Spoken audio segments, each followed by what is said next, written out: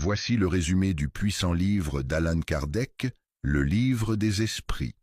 Et si la mort n'était pas une fin, mais un passage?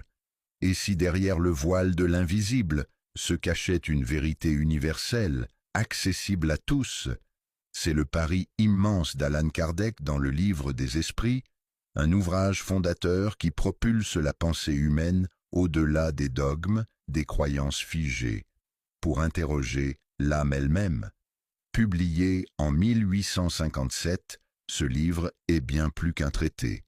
C'est un dialogue monumental avec l'au-delà, grâce à des centaines de communications spirites reçues à travers des médiums. Allan Kardec organise, structure et synthétise les réponses données par les esprits supérieurs à nos plus grandes questions existentielles. Qui sommes-nous? D'où venons-nous? Où allons-nous? Pourquoi souffrons-nous? Que devient l'âme après la mort? Y a-t-il un sens à tout cela? Le livre est divisé en 4 grandes parties. La première explore les principes de la doctrine spirite, affirmant que Dieu existe, qu'il est intelligence et amour absolu, et que l'univers est régi par des lois justes et immuables.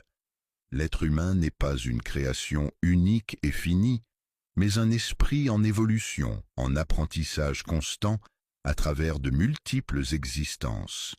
La deuxième partie aborde le monde des esprits, leur nature, leur hiérarchie, leur mission.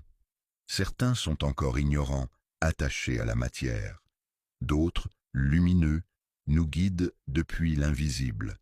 Ces esprits peuvent interagir avec nous, inspirer nos pensées, influencer nos émotions, mais toujours sans violer notre libre arbitre. Vient ensuite la partie sur les lois morales, véritable cœur spirituel du livre. Ici, les esprits révèlent que la seule voie vers l'élévation, c'est l'amour, la charité, la justice, la bienveillance et le dépassement de l'ego. La souffrance? Elle n'est pas une punition, mais un outil d'évolution, une conséquence naturelle de nos actes ou une épreuve choisie pour progresser. Enfin, la quatrième partie traite de nos espérances et craintes après la mort. Et c'est là que le message devient bouleversant. La mort n'est pas une rupture, mais une libération. L'âme survit, consciente, et poursuit son chemin dans d'autres plans. Les esprits affirment que toute âme est destinée à la lumière, même les plus ténébreuses. Il n'y a pas de damnation éternelle, seulement un chemin plus